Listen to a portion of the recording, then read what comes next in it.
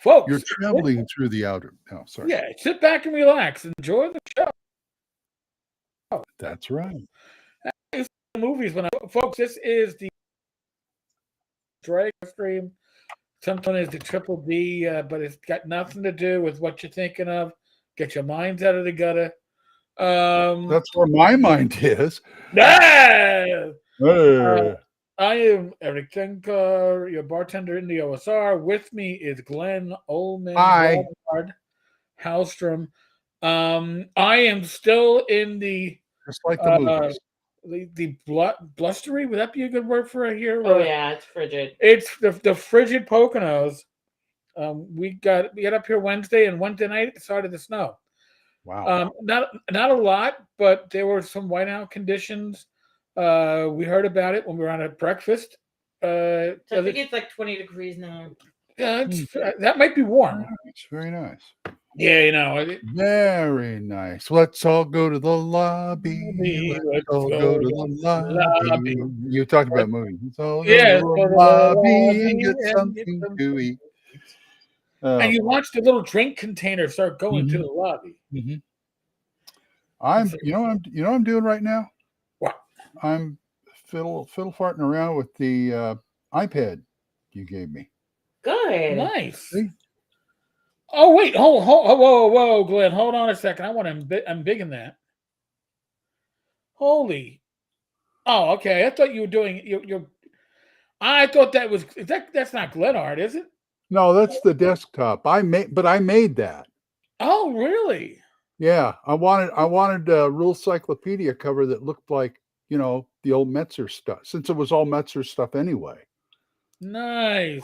I'd love to get this one printed, get a print on demand with this cover on it. You can possibly do it with a little work. So I'm playing a little. I'm fiddle farting around with Procreate because I'm still trying to work it and using my Apple Pencil. Yeah, see. Very nice, very nice. You like that? That's a piece hold on. Let me embiggen that. Let me embiggen. I did this a few years ago. Shit. I'm now redoing it on the pad here. These are NPCs from my Swords and Wizardry Light game that I ran a few years ago. They're orcs, so. Glenn, Don may be able to make that happen for you. So. Really. Mm-hmm. That would be cool. As soon as I can get some bucks. That is, I'm gonna put that aside and pay attention to the show now. So are we drinking to the show? Wait a second. You know what when I saw you were in the Poconos, you know what I thought? Boy, I could use another bowl of that apple ice cream. Oh, she got Rach going in the other room. She just heard that. She's like, the apple ice cream. Yeah, unbelievable. Oh, Ryan, irony, I just had a Rule Cyclopedia dropped off by a friend. Congratulations. I think that's a good gift. The Rule Cyclopedia is awesome. And it was the book that opened my eyes up to basic expert D&D. Mm-hmm. Because before that I had I don't know, a discount store copy of basic, and that was basic. But once I got the Rule Cyclopedia, I was like, I could steal. I was like, I can steal stuff from my AD&D campaign. And I did. And I think it's a really good iteration of the rules. Hey, it got an endorsement from Arneson, Dave Arneson. I remember a quote by him saying, "I will give you my Rule Cyclopedia when you pry it from my cold dead hands." My cold dead hands. I mean, to me, that is the perfect desert island game. Well, it covers what? Levels 1 through 36. Let's do 36. Okay, I wasn't quite sure because. Oh, that's right. Is Immortals after level 36? I do not know. Probably. I never owned the Immortal rules. I borrowed them from a friend. Sorry to say, Mr. Menzer, I really don't care about playing Immortals. But the Immortals or are up to that, or to that level.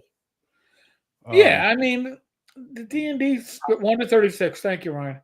Yeah, the D&D sweet spot to me in most campaigns, is 7 to 9, 7 to 10. Well, I give it more like 12 to 14. I wanted to give it a little more, be a little more generous with that, because I'd hate to stop at 8 or 9 and then, okay, we're going to start level 1 again. Well, I mean, in Joe the Lawyer's campaign, we've been running for a year and a half, and I think we have a couple of 7th level characters. My gnomish priest is a 7th level character. That's the most I've advanced a character since the probably early 90s. So that's pretty exciting for me. So Donsmore plays Beck only. The MI can stand. Well, I don't know, Master. I would, since I have Rule Cyclopedia. I like the way Rule Cyclopedia is. It's BECM and just enough of Immortals for you to give the information.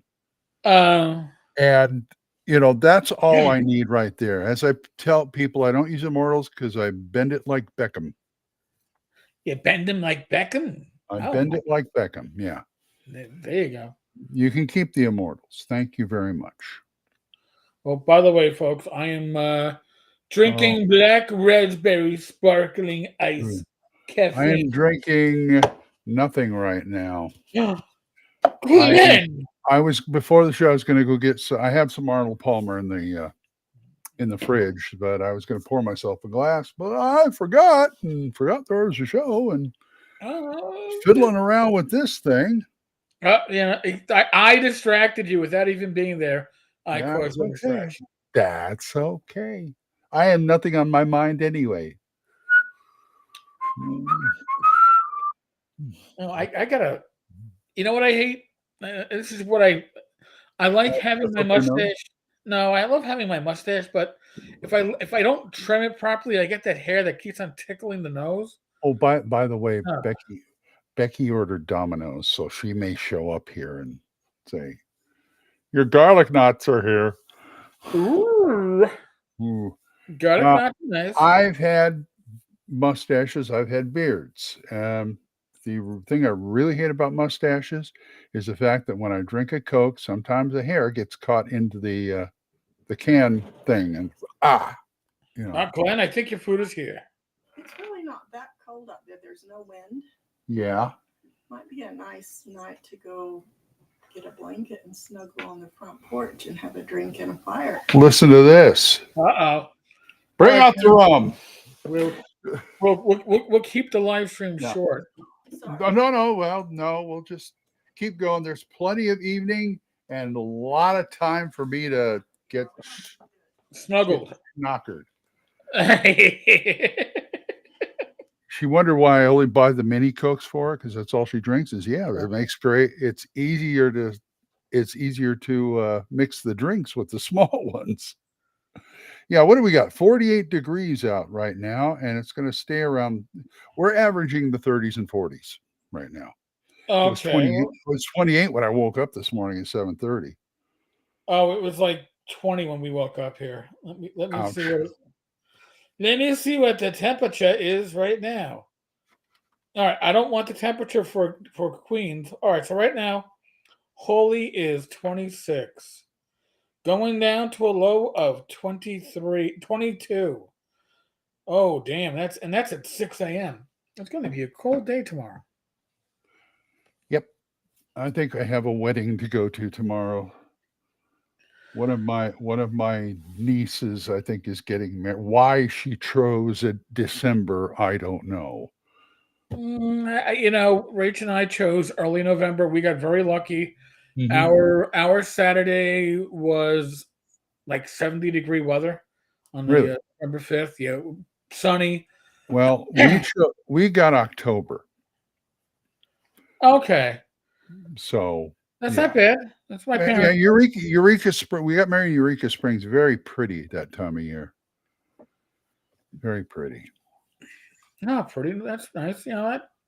Yeah, we got a marriage license at the hall there. We hired a priest to marry us in the lobby of this hotel, this old antique, beautifully furnished hotel. And it was just me, her, the priest, Reagan, her son is a witness. Oh, so with the president, I was like, holy shit. No, his name's Reagan. But Okay. he was there for a witness, and it was beautiful. We don't have any pictures of that. I didn't want any pictures of that because did not look very good. I had a headache. But I'm glad we did that. It was that place is absolutely beautiful. Eureka Springs, I forget what name of it. I don't even know if the hotel's still around, but it's beautiful. It was beautiful. That I remember that, and we spent the weekend there, and it was wonderful. The only reason her son came along, besides she talked him into being a witness, is the fact that he was 18, 17, and he wanted to get his first tattoo, and he couldn't do it in Oklahoma. So we went to Arkansas where he could do it. There you go. So it was kind of a bribe. So hey, whatever works. What's funny is he's got a tattoo on his legs. He's got one with his first name on one down one leg and his last name down the other. That's like, what? You're gonna forget your name? Yeah. All right. Now this is going to be a true story, and I know I'm going to offend somebody saying this, and it won't be Mike. Mike's going to be the one like, that's not a bad idea. So I had a detective working for me. She was a very sweet girl. Not necessarily the brightest bulb, not necessarily the sharpest. Yes, Crescent. Maybe not the right tool for the job on all occasions, but she was a sweet girl. She had one tattoo on the back of her neck, and that was her name. She was asked by somebody not quite as bright as her why she had her name tattooed to the back of her neck. Somebody else, wasn't me because I was a sergeant and I couldn't be the one that said it, but somebody else gave an answer that would have been NC-17, and all hell broke loose, which means that the answer was correct. That's all I'll say. You will have to tell me off air because I can't imagine. First thing I thought of was Monty Python. There's a dead bishop on the landing. What's the diocese? Whatever is this? How can you tell? Tattooed on the back of the neck. Yes. Basically the name was tattooed on the back of the neck. So if you're in a certain position, you can't have an excuse for calling out the wrong name. That's just, that's just being smart.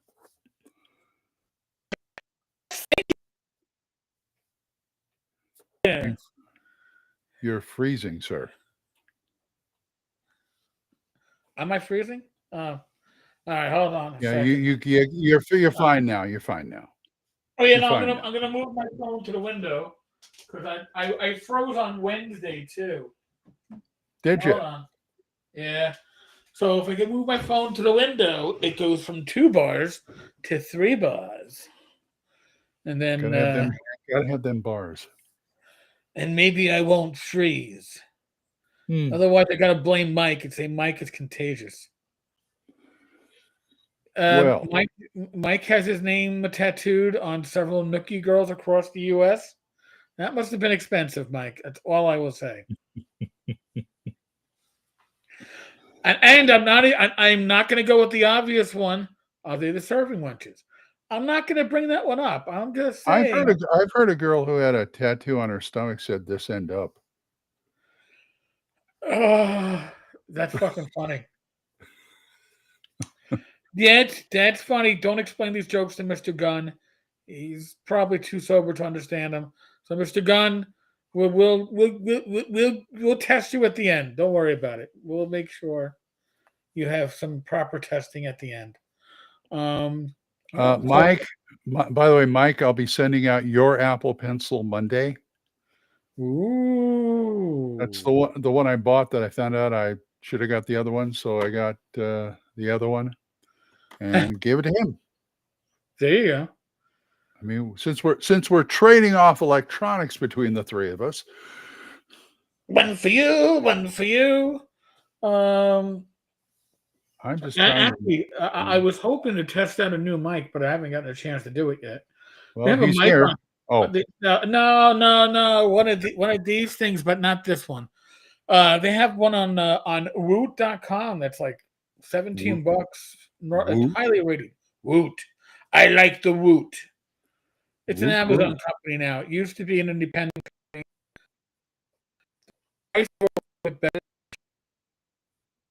Mm-hmm. Stop it. You're freezing. 4 days, 5 days. Uh-huh. I saw that. I actually got a notification that I was freezing. Apple Pencil, Mike. Pencil. I know I'm going to have to bring that Knob Hill when I go next year. I know I'm going to have to bring that bottle of Knob Hill for Mike next year. I keep meaning to do it. I never do it. I still owe him a bottle of Knob Hill from like the second year I came to the con. I like Knob Hill. Knob Hill is nice. Knob Hill ain't bad. Ain't bad. We went out karaokeing last Friday, which I'm glad we didn't have the show. That's right. How'd that go? At the Elks Club in town here. It went rather well, and I was surprised because I had a rum and coke, and it was actually a drink that I could actually taste the rum in. You know, these places, these bars they go to, you get a rum and coke, and it's like, where the hell's the alcohol? But Elks Club, they know how to make a drink. See, I don't think we got to show you our local Elks Club because they sold the main building. Really? It's where they used to do the Golden Gloves fighting. So you know, it was the biggest amateur boxing event in the country. Really? And in front of it, you have this bronze elk. So they sold it to the, I guess, New Life Church. Yeah. But the elk itself is a landmark. So even though it's now a church, the elk is still in front of it. The elk, the what was the accessory building is now the Elks Club primary building. And that's next to it, I guess. Mr. Gunn had a good idea here. We should put Mike on, and when you freeze, he can talk. I'll just pass it over.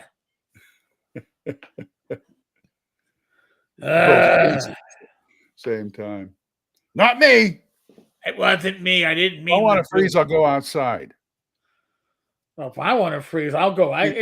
Becky came in earlier because we've got a chimenea on the porch now. Oh, nice. We've got some wood and some starter stuff, and she wants to sit out there and just like booze it up and, you know, blankets and all that kind of cozy stuff. We have a fireplace, but it's not real. It's electric. I wouldn't we could probably turn it on. I don't know if it's gas or electric, but I wouldn't because she's got like a half a dozen plants in the front of it.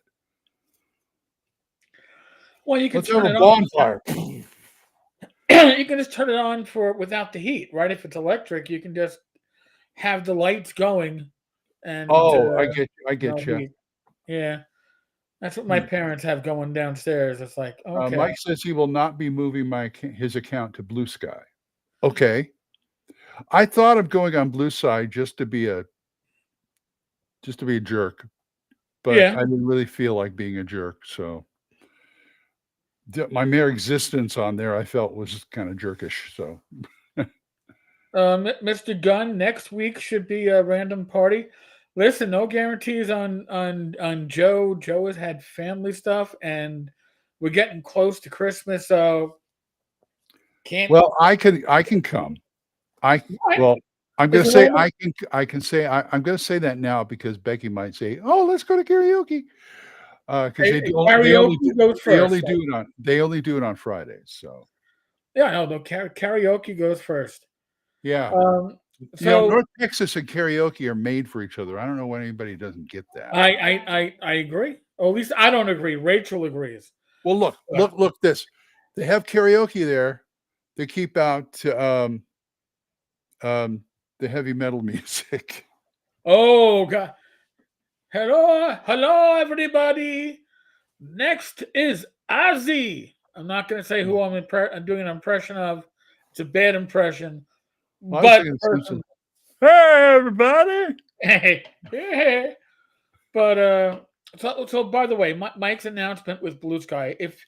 If you've been on Facebook the last month or so, has been a lot of individuals going, I'm leaving X, I'm going to Blue Sky. I am this jackass at Blue Sky. I mean, nobody really announces this stuff. I'm on Blue Sky because somebody cloned. I'd already taken Eric Tenkar, so of course somebody made a Tenkar's Tavern and started posting. Well, another reason why I shouldn't go on Blue Sky. Well, you should probably grab Old Man Grognard so somebody else doesn't go there and start posting as potentially you. Well, I had grabbed Eric Tenkar back in September with the idea of it's a land grab. I'm grabbing my land, and I don't need to. You shouldn't have said that. Now people know. There's another name that I wanted to myself too that I'm not going to say. That maybe I better go and grab it. Yeah, I told a bunch of other friends that listen, if you have companies, go on Blue Sky and grab your company's name before somebody clones it. Oh yeah. I'm sure all the all the corporations and all the movie studios have already grabbed all their names on there. So I mean, listen, my initial experience with I'd like to see Elon Musk go on there and just grab his name just to grab it. Well, that'd be funny. Not Elon Musk. So initially, my view of Blue Sky was it was literally 50% cat pics, some puppies, but it was half cat pics. 30% angry political ranting, and 20% discussion of games, maybe, or whatever. But I hadn't looked in a couple of days, maybe a week. And I went on today to verify my observation. My observation changed. It is now half memes. Those goddamn 4-panel cartoon memes. They are half of that shit in my feed is memes. It's and the cats are about 25% now. They're still. I'm a cat person, as Glenn knows. He saw all the goddamn cats. Puppies are cuter. Fiddlesticks. Although we you want to argue with you want to argue with Donka about that? She's sleeping very peacefully right next to me right now. So we're not going to wake you up. But listen, they're both cute, but it has become these memes that make absolutely either no sense or are highly politicized. I don't get why you had to leave Twitter. I guess you had to leave Twitter to find that many memes. Twitter has memes, but my God, not like that. So it's a wasteland because if you want to discuss gaming, I can get gaming talk on Facebook. I can too. I can get gaming talk on X. It's out there. I can't finding it on. I don't. The only time I ever go on X Twit is when I post a new episode of Radio Grognard. That's it. That's all I do. I post it and I leave. Mr. Gunn, cats are a source of food in lean times. Yeah, but dogs can hunt food for you in lean times. Right, but depending on the country, dogs are a delicacy. Cats are not. Just saying. Get a good hunting dog, and everything goes sideways and you get into a rural area, it's like, boom, go get him, boy. All right, so Bad Mike is like in a year. Blue Sky will be the next Mastodon. Nobody goes to Mastodon. I never heard of it. I have, but yeah. Threads. Listen, Never heard of it. I'm on Threads, and all I get in Threads are invites to these like private conversation groups that are advertising for, I don't know, Ukrainian or Russian wives. Come see my live cam. Mature women in your. It's all the sex trade. That's all it is. And MeWe, I have heard of, unfortunately, and I'm on MeWe, not really, but I used to post my episode announcements on there too, but I said I have to cut down. So it's like Facebook, X, Twit. You know what? MeWe does have some gaming conversation going on, but honestly, if you want to discuss games, here's some free advice, folks. And here, like the people who are going, I gotta quit Facebook because Facebook is toxic. You know what? Avoid following anybody's streams. Just join groups that you like that are well moderated on topics that you like, where people that are trolls don't get to stick around, where politics isn't discussed, and you can get. Oh, you mean like RPG.net? No, not like not like the purple dildo or whatever we call it. I mean, no, not like them. I mean, you know, if you want lively discussions, there's always Dragon's Foot. And you know what? Dragon's Foot is going to be pretty much politics free now, or the AC. Yeah. Now, if you want to discuss old school gaming and have people, occasionally shit on you, the RPG site. There you go. I mean, they have some great topics and great conversations, and they get into pissing matches where it becomes personal, and that to me is when something has to end. Well, yeah. I've seen a lot in the past. I saw a lot of gatekeeping on there, but it's only one way gatekeeping, and that's it too. I mean, there's been recent drama in the Taverns Facebook group because I did a video on X cards and I had a provocative title. I had a provocative title, but people on Facebook didn't watch the video. They responded to the provocative title. Mm-hmm. People on YouTube watched the video and it got very good response and only 2 dislikes, which is like unheard of for a video with that many views and hot topic. So I thought I did a pretty good balanced job, even though I had a provocative title.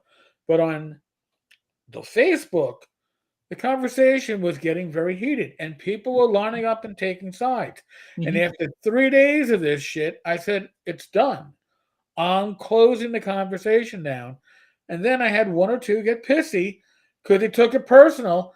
Listen, you might think that you were going to win the conversation. The only thing you're going to win at that point when people are pissing in each other's cornflakes, that's how I phrased it, is I'm going to be doing multiple bans. I wound up banning one person because he decided to troll the admin, me, and basically threatened, dared me to do it. You dare me to do it. And you did it. Yeah, play stupid games, win stupid prizes. I don't take any pleasure in banning somebody. I have to ban somebody. It means that I probably should have shut that conversation down 2 days earlier. Right? And a lot of people like to double down too. It's terrible. I mean, sometimes I think these people who just won't give it a rest is like somebody nailed one of their feet to the floor and they're running in circles. Crazy. Yeah, Mike makes a good point. Everyone shuts down Threads. N-World shuts them down all the time. Oh, hell yes. And I haven't been on there in 10 years. Yeah. I can see that. I mean, listen, there are a number of videos that I'm going to have to do. There may be days with bonus videos. I think tomorrow is going to be one of them. Really? In addition to the live stream, because I want to do a video about my general post about how Facebook groups are private groups that you join, and you have to agree to abide by the group rules to be a member. And it's not a free speech society, and it's not a democracy. Everything works well when you're following the rules, but when you don't follow the rules, things break down. And if you get warned or removed, it's because you weren't following the rules. You know, as a whole post on that one, Jeff Talanian, I talked with Jeff. I don't know if you saw Jeff's post on Gary Gygax. I did not. I know. Well, kinda. I think I TLDR'd it. Okay. It's a very well-written post on Facebook because remember, Jeff worked with Gary. So if you want an impassioned approach as to Gary's character from somebody who worked with Gary up until Gary's last days, that's Jeff. And I asked Jeff, can I do a video where I share your commentary, your post? He said, definitely. He might maybe done a little bit different. So that's another one we can get up because I did a video on cancellation, and you know, honestly, Glenn, you, myself, we're retired. You really can't cancel us. Nobody that we work with in the industry is going to care if you call me a piece of shit because I did something that broke your values. You can't cancel us. We're impervious to that. We're not in the industry to make a living. We're in the industry to give to the community, right? and have fun. Mm-hmm. So you can't cancel that. So when people are in a community to make a living, that cancellation is always a threat that somebody's going to hold over them. Mm-hmm. And there's got to be a way to prevent it. Now, like you can cancel Gary Gygax, the man can't even defend himself. True. You know, the man is dead. Mike's saying something. Jeff's point is that these people were making value judgments about Gary, never knew Gary. Yes, and you know, canceling only works when they have something. When you have something to cancel. Yeah. You know, and that's the thing. So, I mean, it really. I was, yeah. I mean, this whole thing got whipped up when the whole introduction to the D&D book. Oh yeah, the making of the 50th. Yeah, first of all, I feel sorry for Peterson because he wrote the book and he didn't write the intro. Yeah. I mean, you know, the guy does good work and I like him and all that kind of stuff, but they should have never done him dirty like that. No. I mean, so, you know, so listen, topics like this, in 2025, Ryan David has been commenting here, so it's no longer a secret. Ryan, myself, Grim Jim Desborough, we're going to be coming in 2025 with inappropriate characters. Another show I can party crash. Cool. Yeah, definitely. But we're going to be dealing with some of these hot topics, and now, and I already know somebody's going to go, but the tavern's a neutral ground. Exactly. Now, why is the tavern a neutral ground? Because you take 100 people, you're going to have at least 2 fucking assholes in that 100 people. And if I don't remove the weapons from everybody and say, listen, no topic, no social issues, those assholes are going to turn maybe 10 into, well, if you're an asshole, I'm going to be an asshole right back to you. Check your weapons at the door. You know, I don't want to be moderating a community 24/7. Not my cup of tea. Not the way I want to spend my life. I certainly don't want to spend it when I'm on a vacation in the Poconos, which is another reason why I shut down a topic that was getting hot and heavy after 3 days. But that's the thing. Yes, the comp, the commie, and the moderator. I really like Jim. And the reason why I like Jim is because you can agree to disagree. And that is the key to having conversations and making progress, whatever the topic you're talking about, when somebody will listen to you and go, I don't agree with everything you say, but within what you said, you do make a valid point, and I gotta give you that. Jim's that kind of a person. I enjoy watching Jim's videos. I enjoyed him when he's on inappropriate characters. I want a shirt. By the way, if anybody wants to make me this shirt, hint, hint. Um, Tenkar is so neutral, he's practically pathological. That was a Jim Grimm quote about me. All right. So I love that comment because he understands where I'm coming from. It wasn't an insult, it was an observation. And I'm looking forward to this. I think back in the day, I was on one of the. To remind me, I was on a message board, and it was back when I was doing a lot of like champions and mutants and masterminds and all that. And somebody was describing people's, regular people are on their superpowers, and he said, one of them said, he says, with Glenn, he has no shame, which makes his other senses more enhanced. Oh, wow. That's interesting. I'm not saying it's wrong. I'm just saying it's interesting. It's an observation. So, Mike, before quick swerve into a movie direction. Looky what I got. If I can get it out of here, yeah. Check this out. I think I didn't show this on here. Blazing Saddles. 4K Steelbook. Look at that. Look at that. Look at that. Isn't that beautiful? Yeah, it looks nice. Beautiful. I love Steelbooks. I don't know why, I just do. But yeah, that came out recently. I got that, and I got Galaxy Quest in 4K coming too. So. It's funny. I bought my TV set back in 2000. Mm-hmm. Didn't realize it was 4K until this summer. Really? I was going through all the settings, and it's like 4K.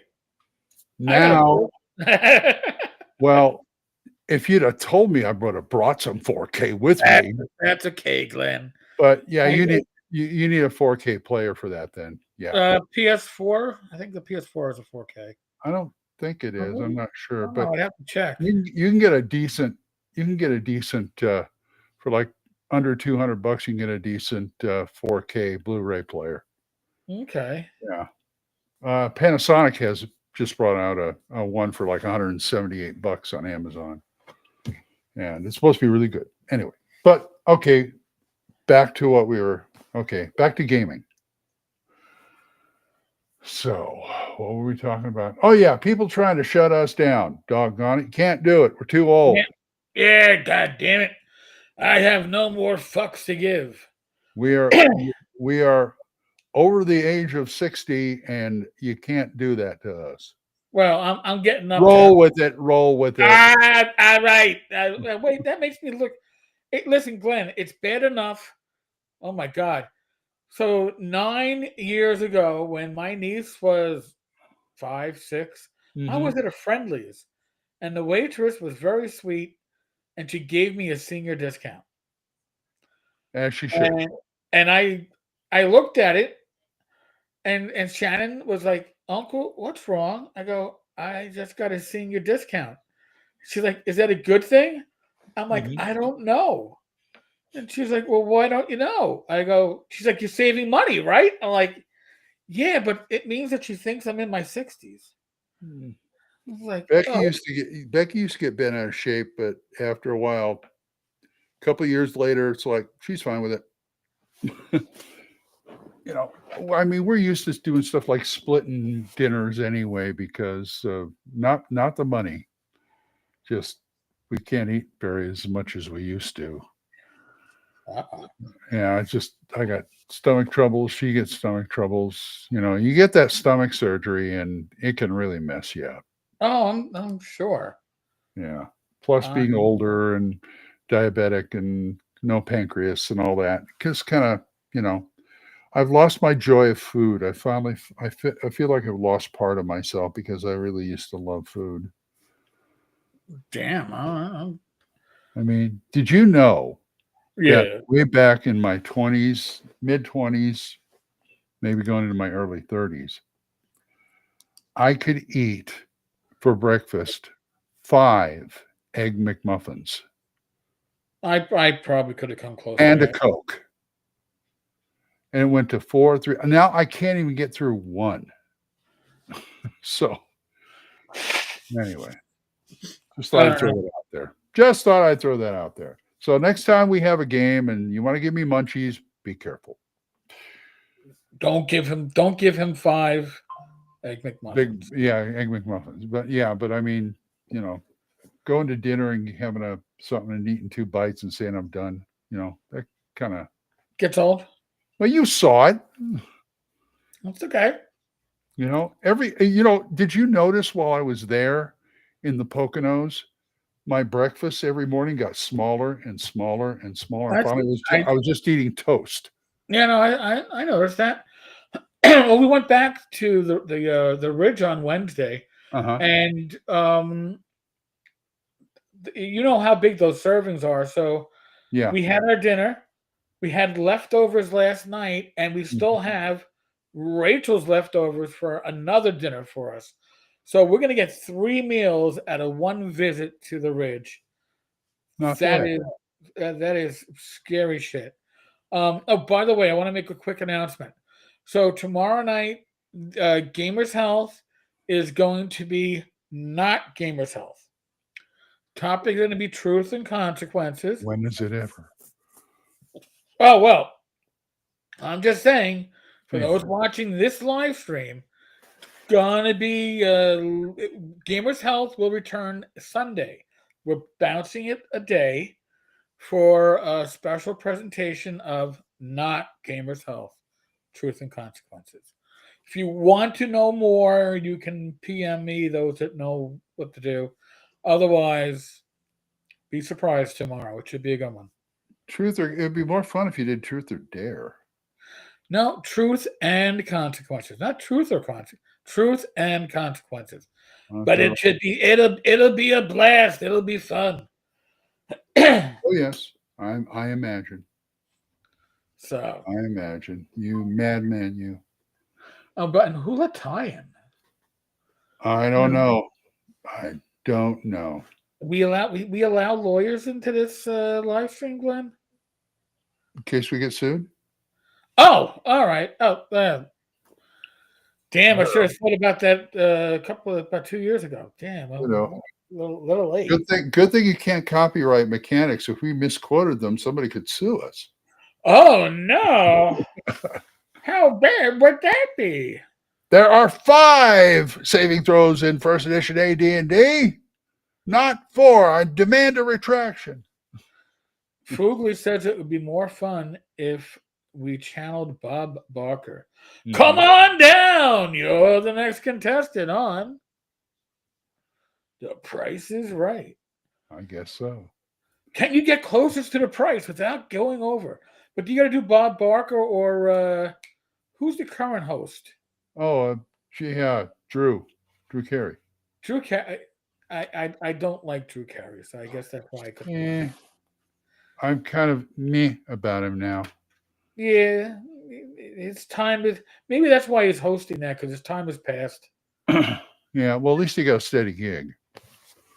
All right, true. As an actor, I can always, even if I don't like them, if they get a steady gig, hey, that's great. You're working, you're, living your life, and that's good. I mean, one time I wanted to do a lounge act in Vegas just so I'd have a steady performing gig. Oh, okay. I can see See, that. my idea of acting is, yeah, I'd love to be a superstar, but I can deal with just being a working actor with a family and a house and a car and just a regular Joe actor or something like that. All right. So Foogly, I did not know that before The Price is Right, Bob Barker did That's right. For Consequences. That's right. He's right. Somebody else took it over, but he was, I think, the original host. I did not know that. Holy crap. Yep. So I got to game more. All right. So when was your last?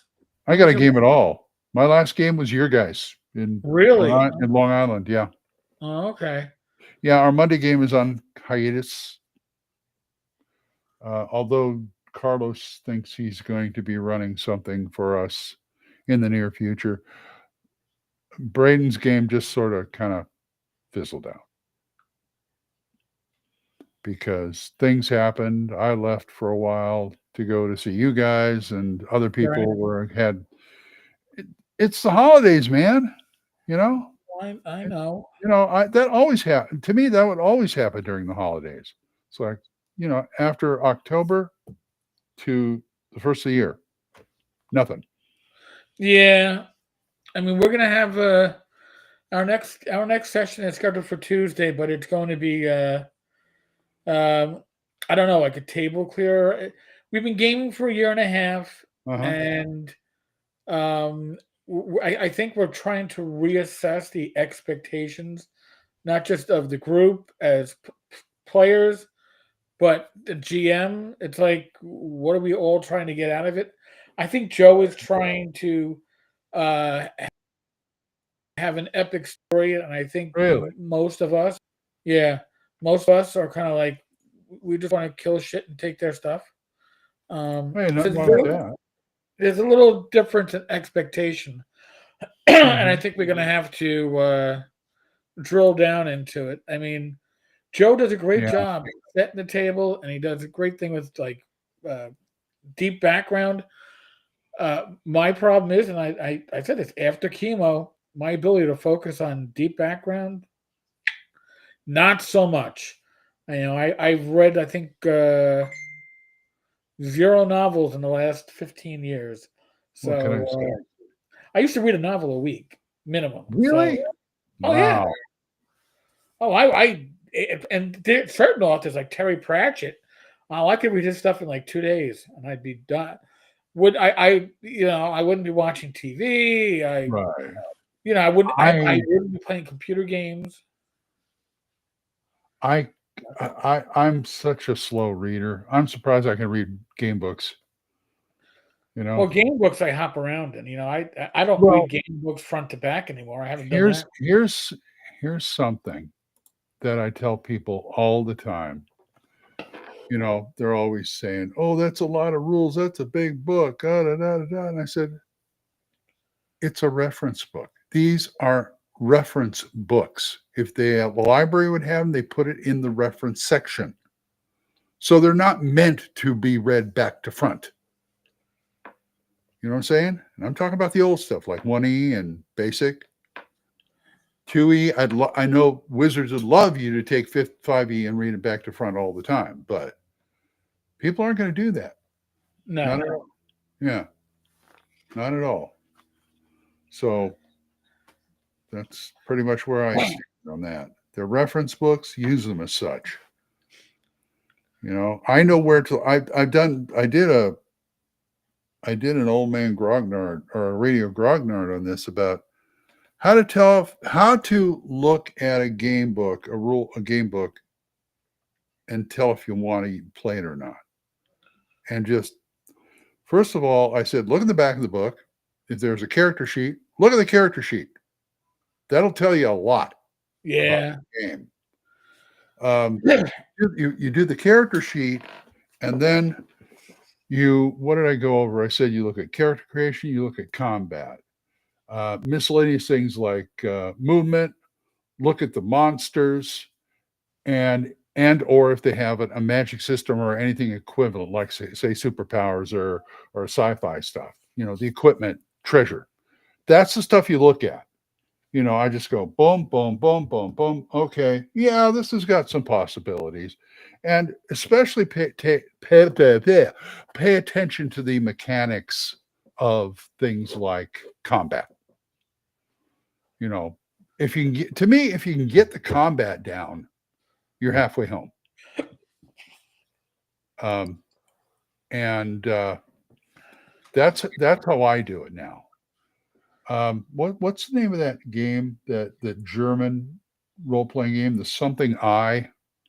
Oh, The Dark Eye. the Dark Eye, yes. The Dark Eye. I remember when I first ran into that at a Books A Million. I was on vacation and somewhere in New Mexico, I think, and there was a Books A Million, and I decided, well, I've got to kill some time because we're here. They're doing something. I think Becky went to a I don't know, get her face done or something, or nails probably. But anyway, I looked through the role playing section. I knew, okay, 5e. I was like, oh, Dark Eye, what's that? And it was way expensive, but I was thinking of buying the main rule book because they had they had a what do they call them? The books that are about that size. Oh, not quite digest, but digest. Yeah, they had a digest version, and I looked through it. The first thing I did was went to the back and looked at the character sheet, and I looked at it, and I immediately put the book back on the shelf. This is way too complicated for me to deal with. There you go. That thing is, I mean, then I picked up again, and I looked at a flip for the fruit pit. No, I can't. No. I mean, yeah, it's a good price and everything, but I can't. I mean, exactly. I don't, Mr. Gunn is exactly right. I do not want to read a game that requires a PhD. That's what I felt. But from what I understand, that's a German game, and the Germans like that kind of stuff. They like the crunch. You will play the game. You will have fun. Yeah. Be your character now. Yeah, we have the game. You will play the game. Setzen Sie. Rollen Sie dice in. Mein Herr, how do you make characters? We will answer the question. We will ask the questions. Setzen Sie. You will speak when spoken to. But I have questions. No. All answers are in the book. In the book. Now, roll to hit. What dice do I use? I said roll. You did not read the book. If you did not read the book, how can you play the game? Exactly. I'm bringing out the German in me. Oh my God. It gets dangerous every time. Glenn gets more and more dangerous. I lay on hands to him. Roll. I made it. No, you didn't. He dies. You only think you made it. I am the DM. I am the Führer. Oh, geez, that would be scary, wouldn't it? Yeah, we're getting a little out of hand here. 9-9. Oh, God. Oh, boy, yeah, but that Dark Eye was like, oh man, that would have kicked my. I wouldn't even attempt to run a simple game with that. From my earlier Kickstarter days, I have a number. I say a number, about 4 or 5 beautiful games that I backed on Kickstarter. That the artwork was like, oh, to die for! I got to get this. Mm-hmm. And then you get the game and you go, holy shit. I'm too old to learn a new system. And that really, when I was younger, now I'm going to go. It might just be my same issue I have with reading novels. After I had chemo, my brain got rewired. I'm more creative, but less focused. Mm-hmm. But when I was younger, you could give me game rules, except for Aftermath. Aftermath and Bushido, I was like, yeah, no, not happening. But you could give me a set of game rules and a weekend, and I was ready to play. I could run it. I was like, I'm all good. Mm-hmm. And now it's like, this better be simple or based on rules I already know. Remember oh, go ahead. No, nothing. No, go ahead. Remember the old SPI games? It was, I had a copy of the main rule book for Universe. oh. I made a character. Took me an hour and a half. It was unbelievable. Took me an hour and a half to make a That's not character. bad, actually. What What? was the an hour and a half to make a character in Universe? That's pretty good. Really? I would think so. I think that would, certain games like that. And what was the fantasy game? Dragon Quest. Mhm.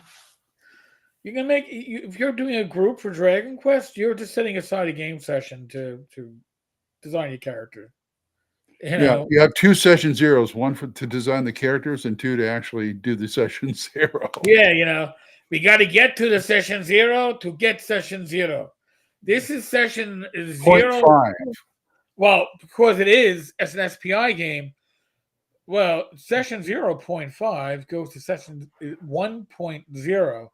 Now, at the midway break, when we break for the restroom, that will be session 1.5. In your rule book, go to section 2.5.2.2 and tell me. I mean, it's like, yeah, so perfect. Thank you, Mr. Gunn. You are corrected. Yes. So perfectly indecipherable. That was SPI, and for the most part, Fantasy Games Unlimited. FGU games were also kind of like Aftermath. Oh, Aftermath wasn't was it was I guess that was Aftermath, Bushido. Everybody loved the concept of Bushido. Nobody wanted to play it. V&V was originally right. Yes, but that I never liked V&V as a team. I thought well, there were certain things that I didn't care about it either, but I found out. I mean, they did V&V. They remodeled it into 2.0, which worked a little better. Then they did that living. Then Jeff did that Living Legends, and then they got the IP back, and they got what's that? What did they call it? V&V 3.0. I can't remember the name of it. They changed the name of it. But I looked at it and I go, okay, this could work.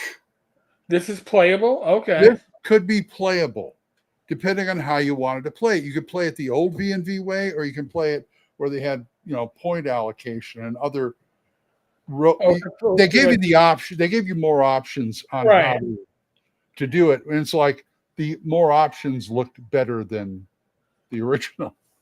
Well, that was the whole thing with I give them points for doing that. V&V, your character was essentially rolled randomly. You could have extremely powerful, and I mean my quote favorite was I had no problem with the rolling. What? Well, you could have a character that was extremely powerful in combat, and yet very weak when it came to receiving damage. Mm-hmm. So it's like you better win that. You better knock somebody out that first round, because after that, you're done. Remember Gold? You remember Golden Heroes? I had a copy of that. That was the British one, right? That was Games Workshop's attempt to make a superhero game. Okay. Yes, I do remember that.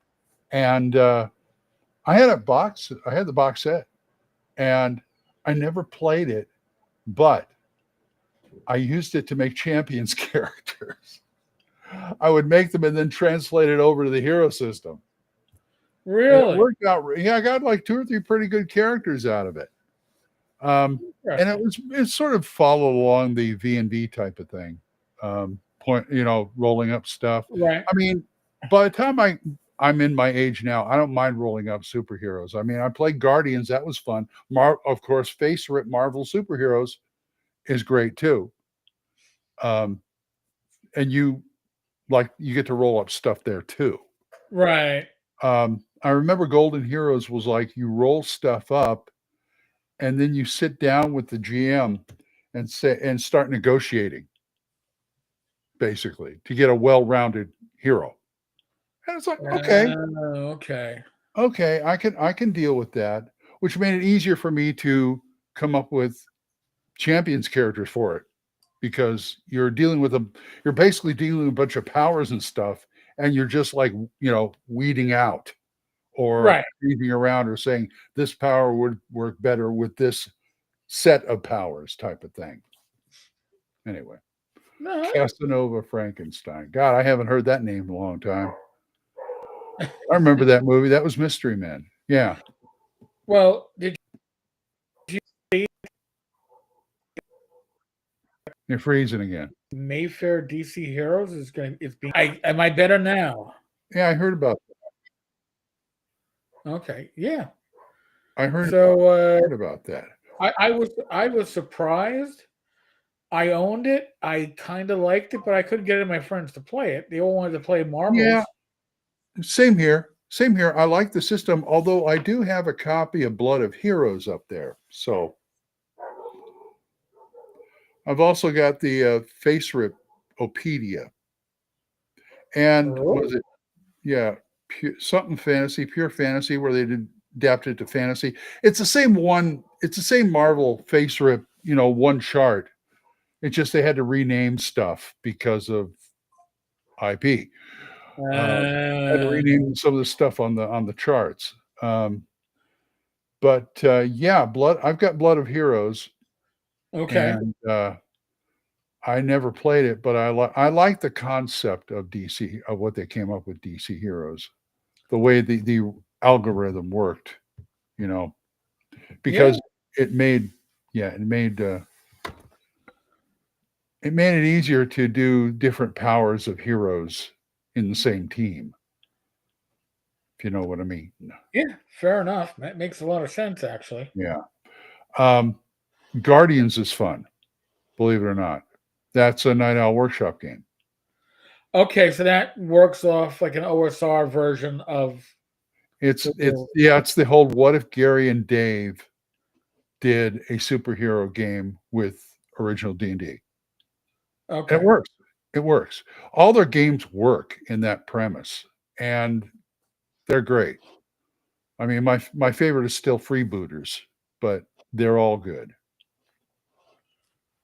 Fair enough. I mean, I had a real hard time getting excited about a superhero RPG. Mm-hmm. I love comic books. I was a big DC fan. Mutants and Mastermind. Yeah, I glommed onto that during the D20 era, and I liked it because Champions got too hard for me and nobody wanted to play it, and it was just I couldn't run it. But Eminem was like a scaled down version of the hero system. Okay. They scaled down the points, they regrouped stuff and made things easier to plug in without having to worry about, do I have enough points? Now, I'm going to throw a question out then. So now True 20, which is also Green Ronin, was that like a byproduct of the Mutants and Mastermind? I think it was. They came out with, what was that game, Blue Rose role-playing game? And that's an offshoot of that. Okay, because I actually liked True 20. Mm-hmm. I had a number of I liked their source books. Their source books for their setting material were just long enough to get you interested and just had enough space left for you to improvise and make it unique to yourself, in your campaign. So I used to like that stuff. And also it was mostly digest size, which was, again, a benefit. I like those. I like that size. What can I say? I used to try and play. I played a few games of Mutants and Masterminds second edition, and it went into a third edition, which I wasn't really interested in. Okay. These games I love to play. There's always the one edition I stay in. They always go like one or two editions beyond what I really want to deal with. Well, usually the second edition is to fix issues with the first edition. And they did. Believe me, he did. And then the third edition is we need more money. Yeah. That's been my experience. I mean, Champions Hero System went to 6 editions.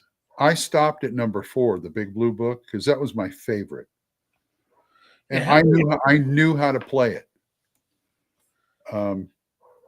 And like I said, you're right. I mean, look at Call of Cthulhu.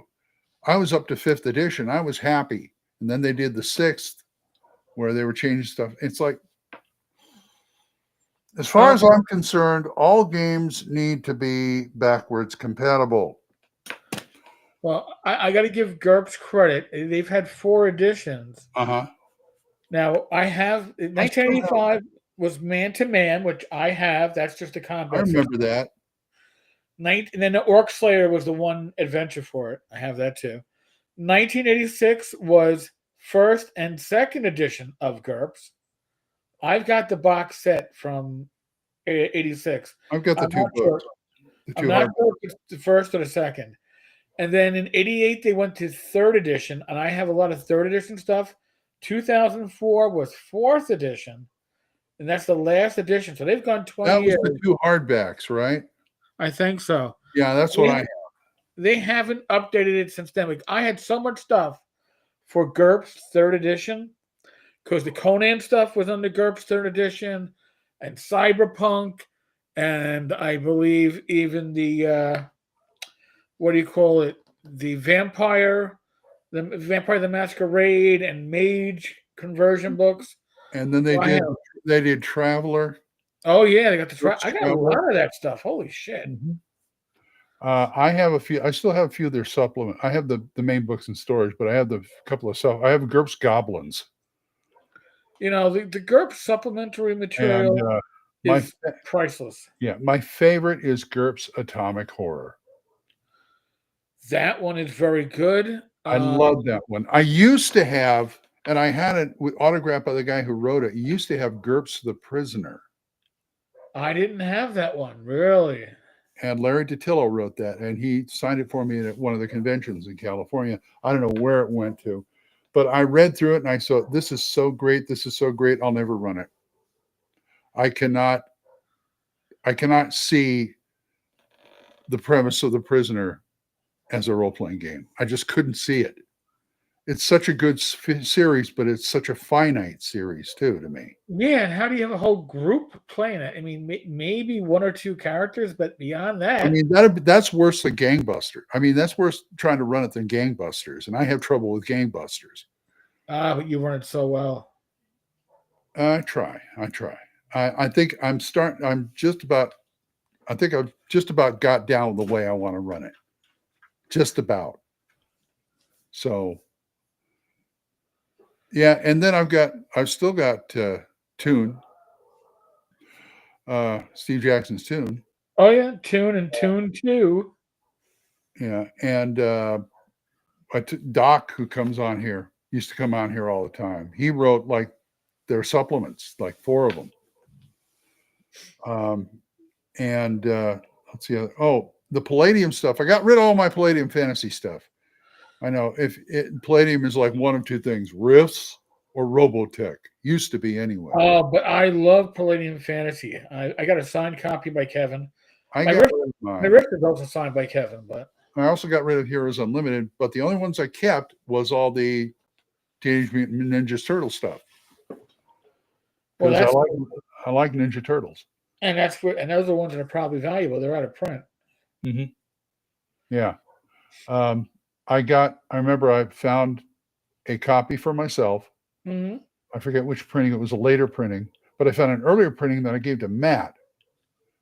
But I photocopied a section of the earlier printing because it had the mental health tables, which the later printing did not have. So I photocopied that and gave it to.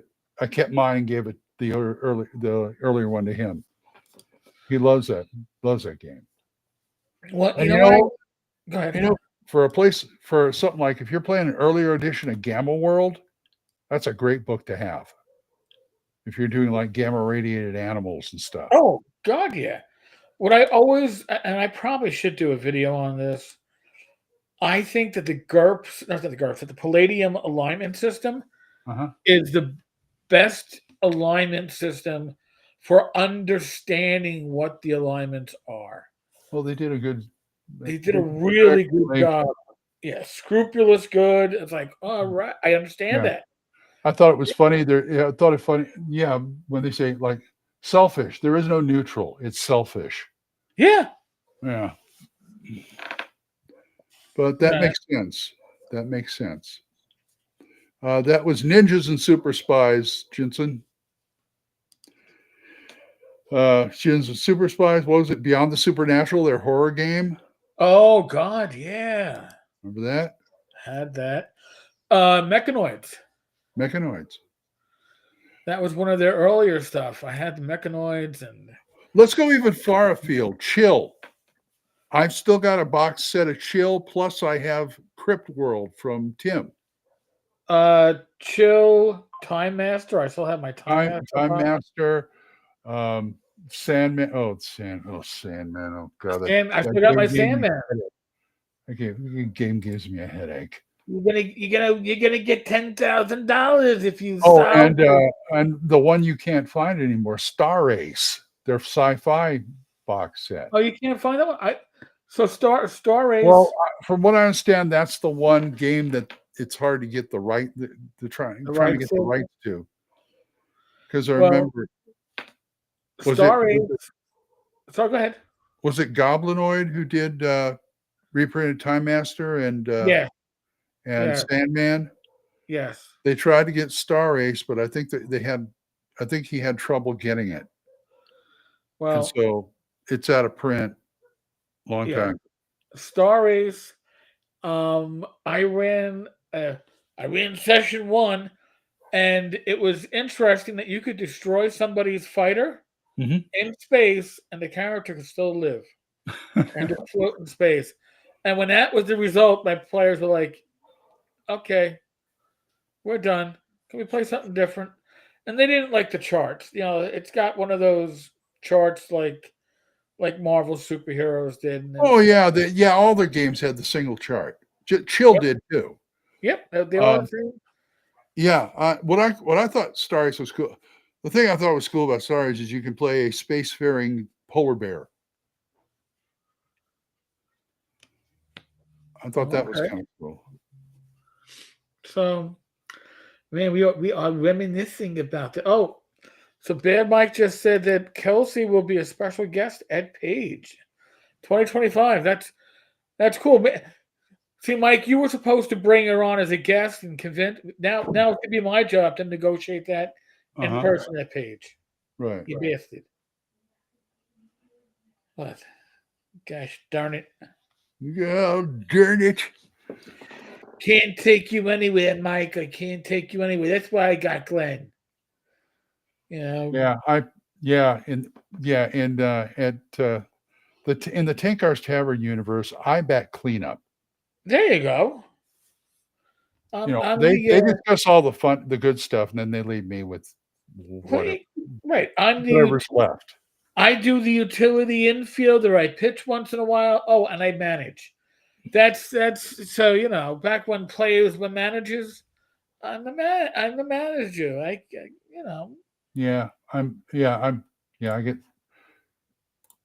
I get stuck with the flavor of the month in the bus leagues. Yeah, I know that movie. Mike, you can work on her during Page to get her on the show. Oh, yeah, apparently, yeah. I know she's the busiest creator around. See you, Mr. Gunn. He has to go. Sorry, is you witching hours, sir? God bless you. Yeah, we'll see. I got one more show this month, and that's it for the air. Yeah, it's the second to last Triple D. Yeah, I'm going to Radio Grognard until the end of the year, and then I may take a break to decide what I want to do with the show, if anything. I want to come back here on YouTube. You should. I know, I'm just lazy.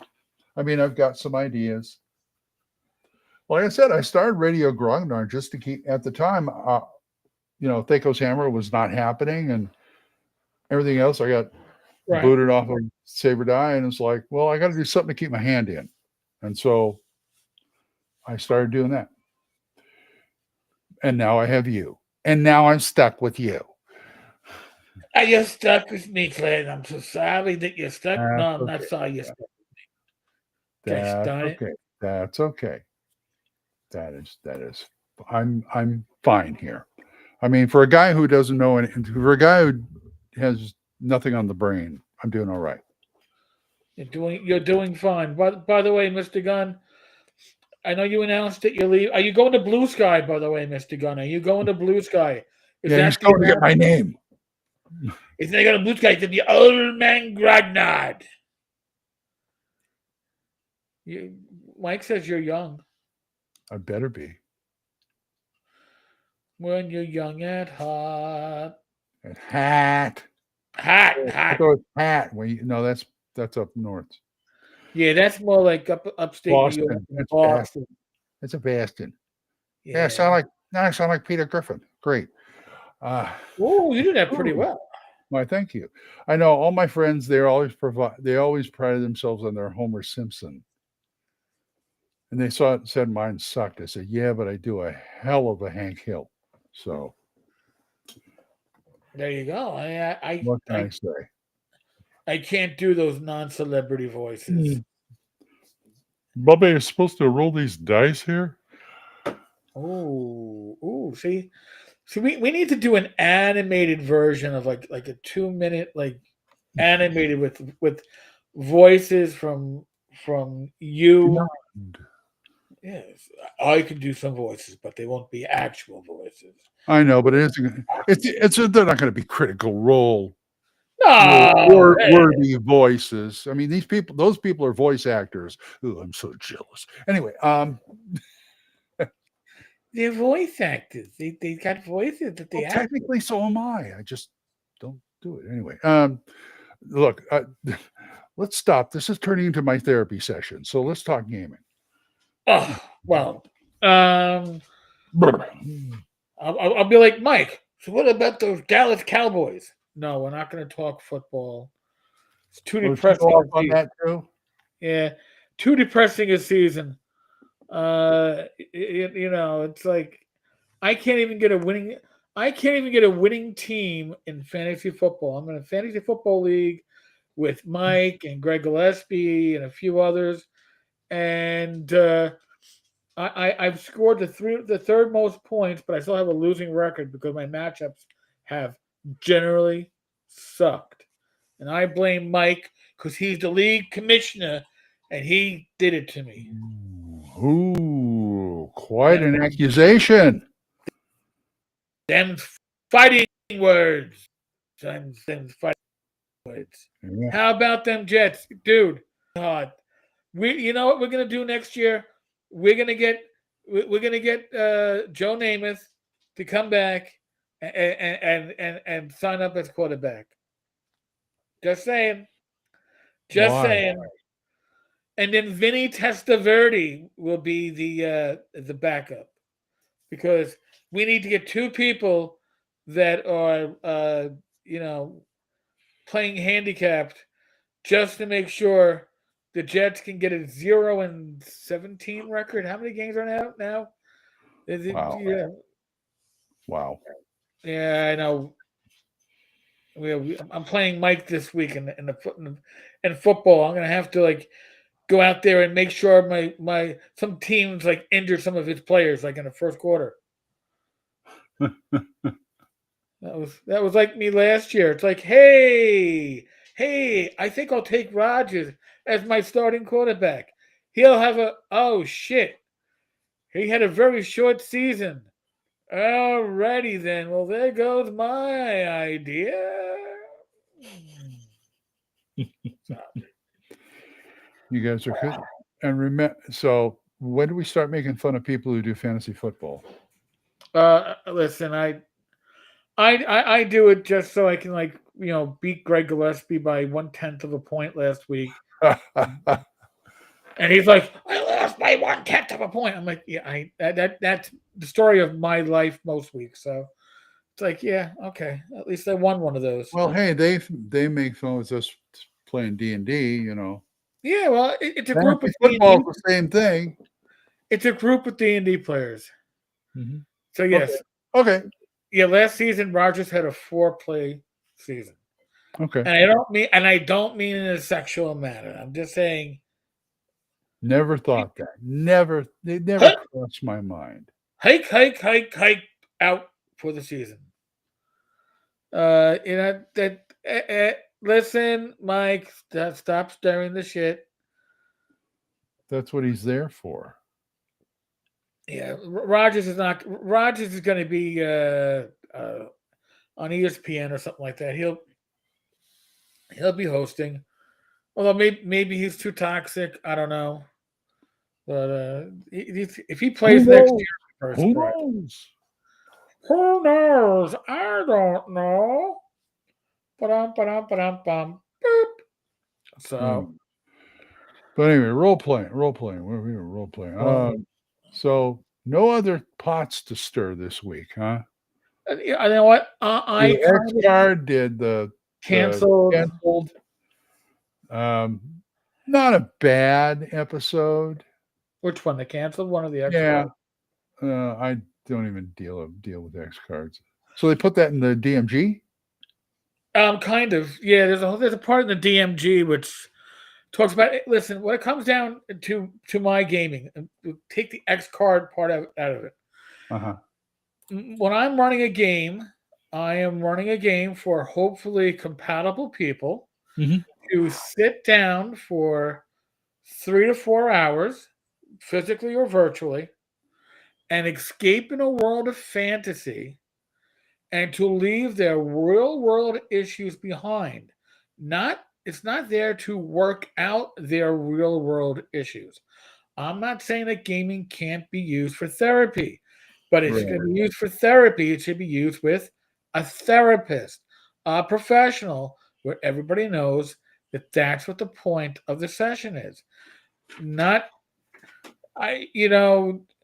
Glenn, you and I both run games at conventions. Are we going to run games at a convention that has anything that is really shock and awe? Not really, no. Are we going to have a scene where there is a sexual situation, voluntary or not? No. Are we going to describe horrible ways individuals may have been unlived? No. I mean, so I've never had anybody run my game sessions at a convention where I do mostly running as a game at game conventions. I've never had anybody go, dude, I got to step away and that's on the GM, obviously, when you know your own group, you shouldn't need it. But if you're somebody who's afraid to be triggered, and that's the word that never comes up,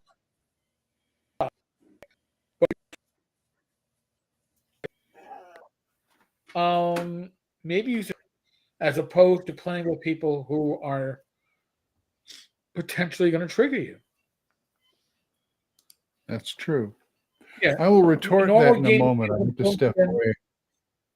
Yeah. Normal I have gaming to step humans, away for a moment. Go ahead. Normal gaming humans don't spend game time on torture, rape, body horror, etc. Exactly. Now, we've all heard that one session that was being run online and streamed, and somebody had some horrible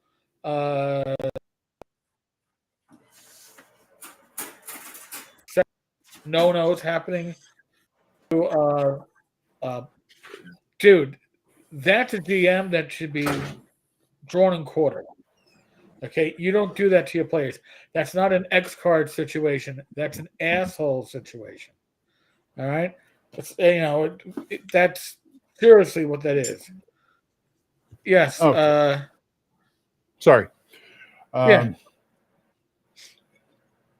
So see, sometimes I wonder if people are waiting for me to step out of line at a convention, since I'm running gangbusters, and I never have, and I don't think I ever will. as far as like dealing with what happened during the age. See, the thing with fantasy is you can get rid of all that crap, because it's fantasy. But when you're dealing with like real, history stuff, Right.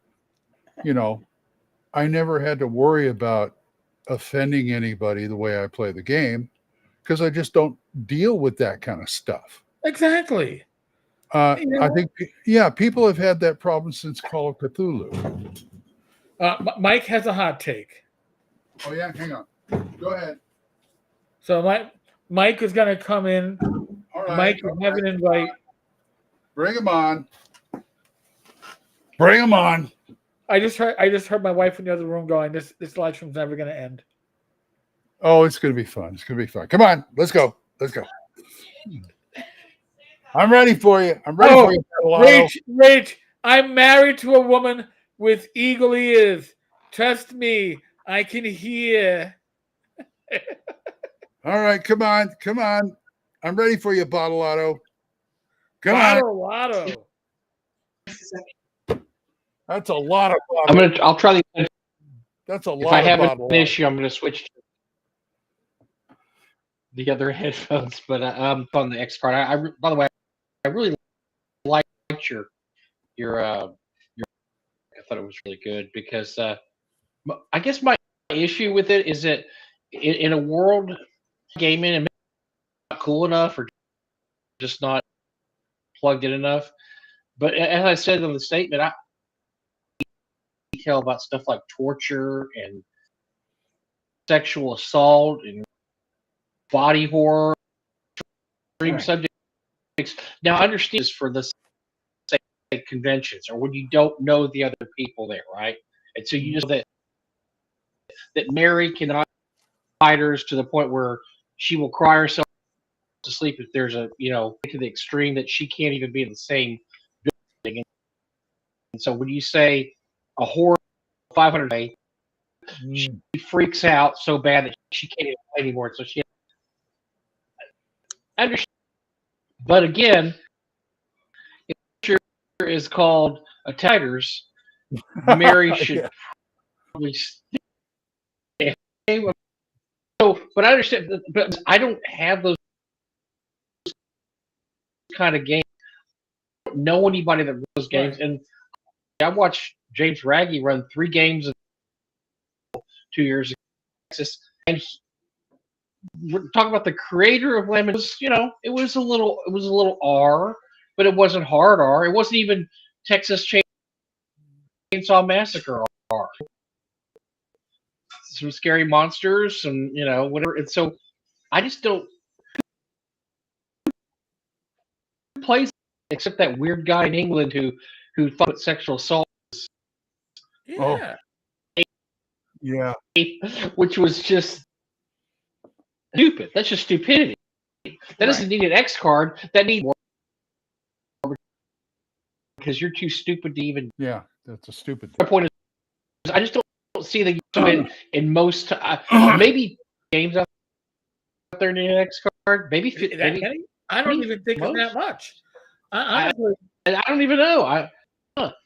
And somebody on Facebook, it was a comment today, actually said they met a female gamer who actually flexed that she plays the X card and that she can't handle having a character die, and happened to flex bragging that she does this.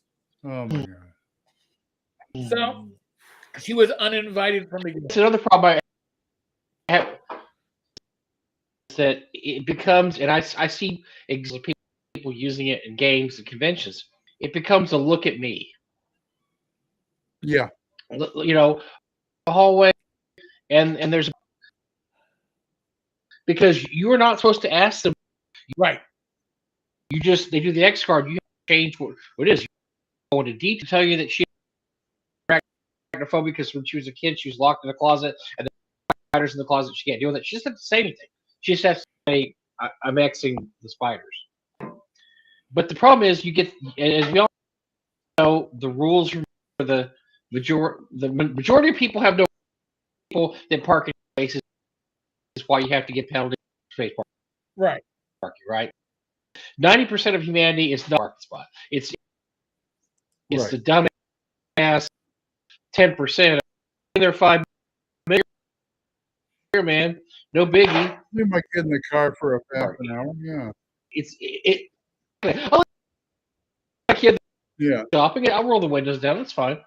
So you have the rules for X card just so freaking stupid. They don't know that putting a sexual assault in a game is something you shouldn't do. I mean, come on. My wife behind me in this conversation. Yeah, so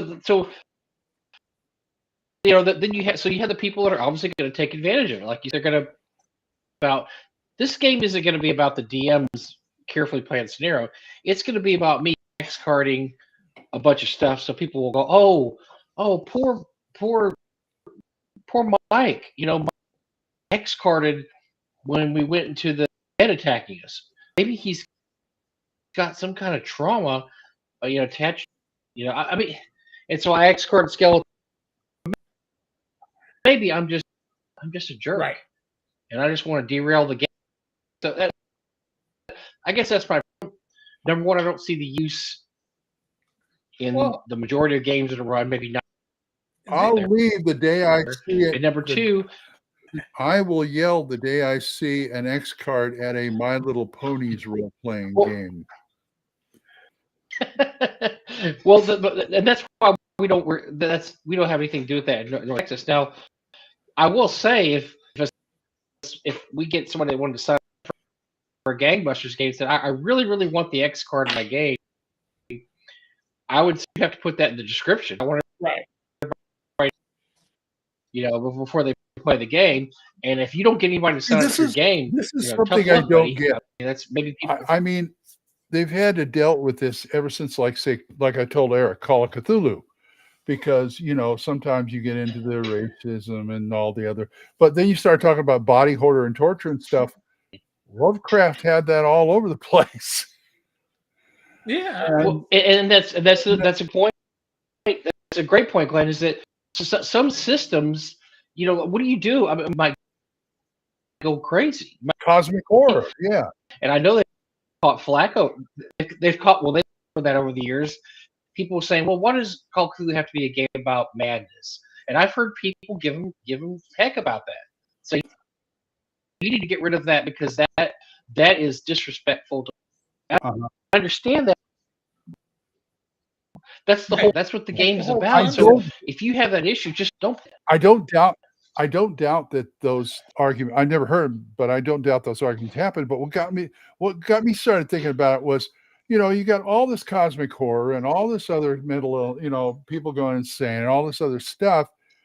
But the only time I heard anybody get an outright uptight about it is the one of the latest versions where they reprinted an old scenario that they had in the 5th edition book called Dead Man Stomp, which was all about a black jazz player accidentally making it's a great scenario too.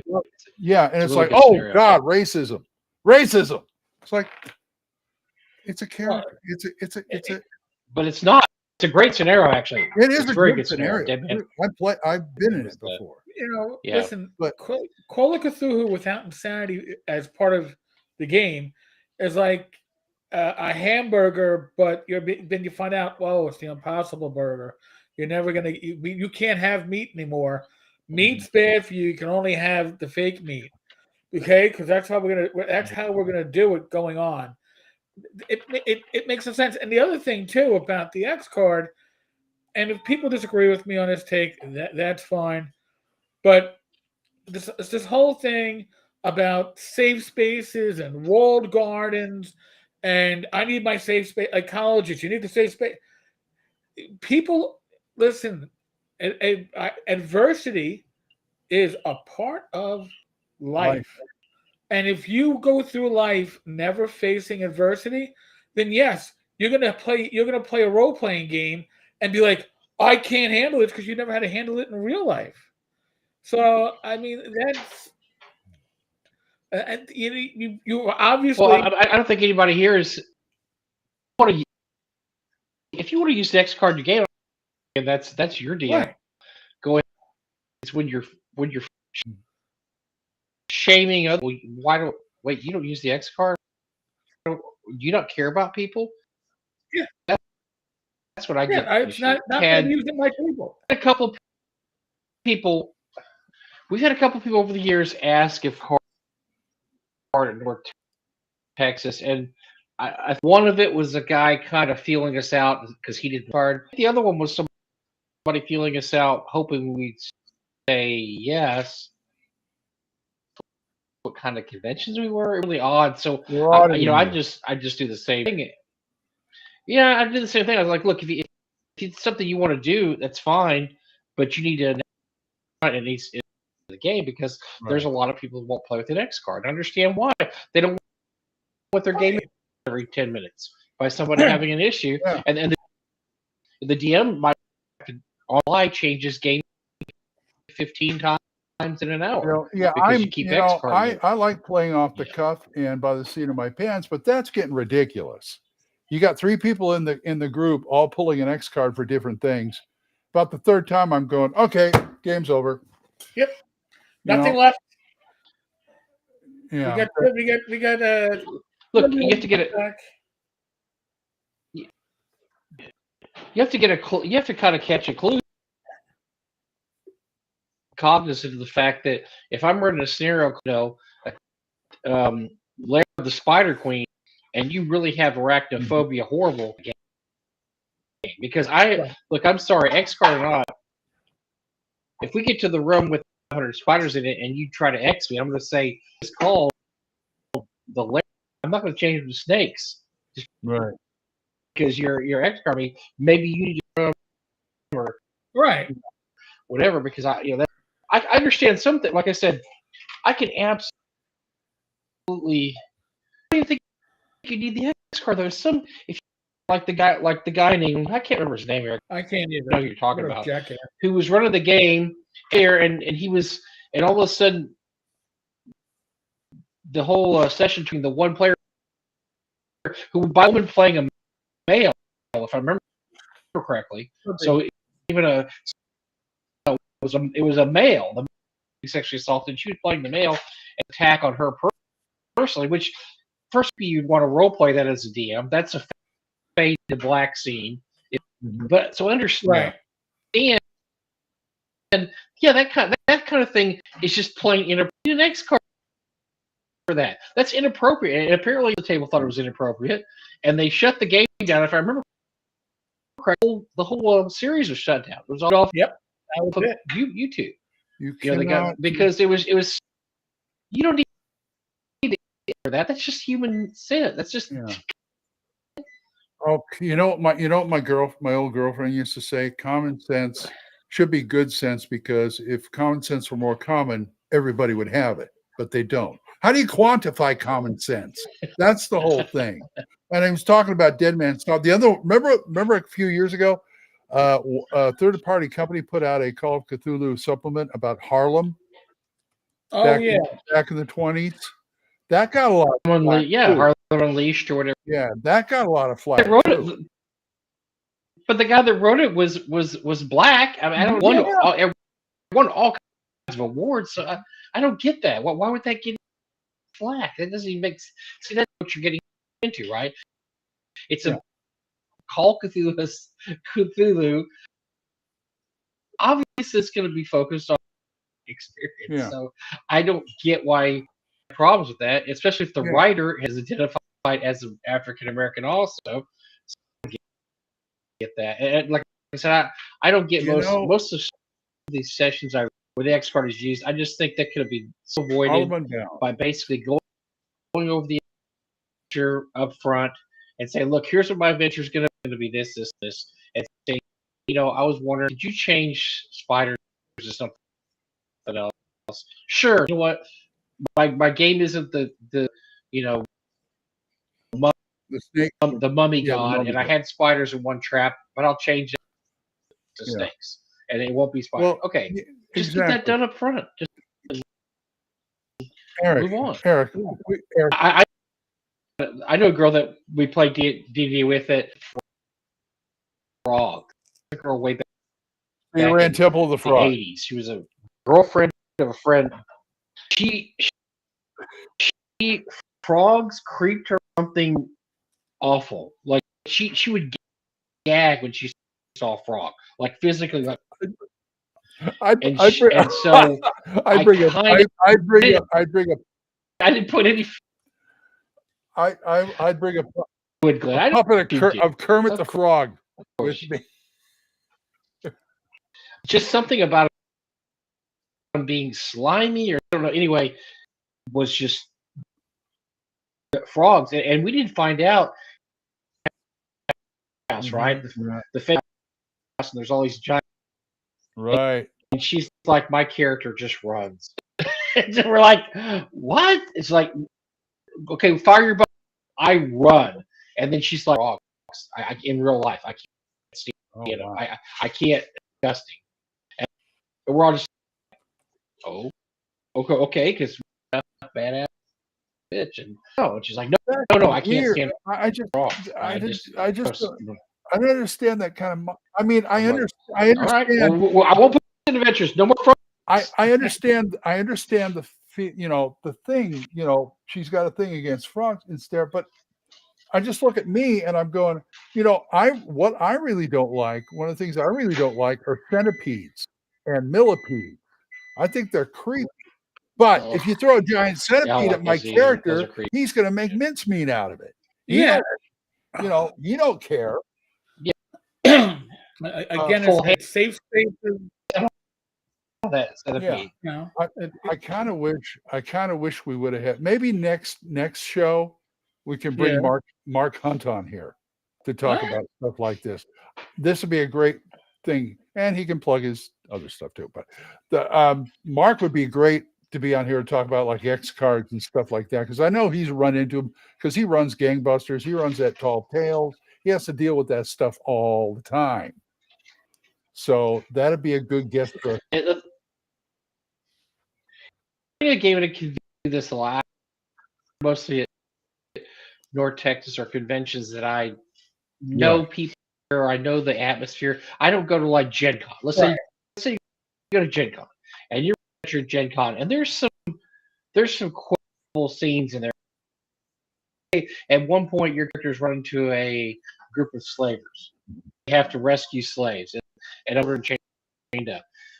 That sounds like something that might trigger somebody. It could trigger somebody, yes. I mean, so how do you deal with really? You need to just might squick them out a little bit, like, oh, I have to see this. It's just something like. I worry more about. Like Eric. What? Go ahead. No, I wasn't saying anything. Eric, like you said, Eric, I mean, no, I said in your video, when you're talking, is this right? Who may or may not have an issue, something morally repugnant. Mm-hmm. But it's different if you're running a D&D game, and it's going to go, and then it turns Texas Chainsaw Massacre. I'm be like, whoa, hold on. We're going to play D&D here. You didn't say the guy's going to strap in the woodshed, start the beef jerky. That heroic, fantasy game, and this is not what I signed up for. I wouldn't pull the next card. I'd just leave, right? This is really a great play. Not really signed up for. I just my phone, it's beeping. My blood sugar's high. It's just something. Yeah. And just the table, right? I don't know why you have to say, all right, stop this game down, because what I thought it was going to be. I mean, it's just my deal. Yeah, I hear you. We're all pissed, can't you tell? Well, it's just, I'm not only pissed. I guess I'm just thinking, and now there's this whole round geared towards the X card crowd and ways to make obvious you're the X card, but like the Dungeon Master Guide had that where you just gotta stand. You don't really. Oh, Yeah. Now, I'm just stretching my arm. Oh, okay. yeah. Well, they're gonna go. Is that an X card? Are you calling it? No. I'm stretching. Okay. No, actually, I was calling it. You're not supposed to ask. You're just supposed to fast forward. By the way, there's no way we're going to be able to defeat this with combat. X card the Giants. Why? I don't like tall people. They make me nervous. Glenn, stay away from me. You're too tall. Everybody does this to me. I'm going to toss them a deodorant. Yeah. The people that feel they need this, we're mocking the abuse that's built into the system and the idea that I'm going to use an X card, but I'm not going to be obvious about it because there's a stigma attached to X cards. So I'm going to do a baseball sign signal that the DM doesn't even know what it means, but they've got to interpret it as an X card. And by the way, I got news for you. When the GM is GMing, is he looking at everybody or is he looking at his notes? You're looking at the book, you're looking at the notes. I'm not, when I'm addressing a player, looking at now somebody slips, yeah. If somebody slips me, say here, and I'm okay, and then I'd have to know. I'm not looking at your weird facial expression or your looking at that. I don't know what you're doing. You missed me scratch my ear for 2 seconds. You didn't know that was my signal to steal. I mean, to move to the next scene. I'm stealing second. No, wait, you did? I'm sorry. I was shaking you off. Yeah, that's a nice one, Glenn. Thank you. So you want to found you? I want to announce your presence with authority, or I want to spitball. Oh, X card. You can't do that. Sorry. It's just it's fine for your own. It's just. Listen, if you're playing with other players that want to play that way, that's fine. I am not saying you can't.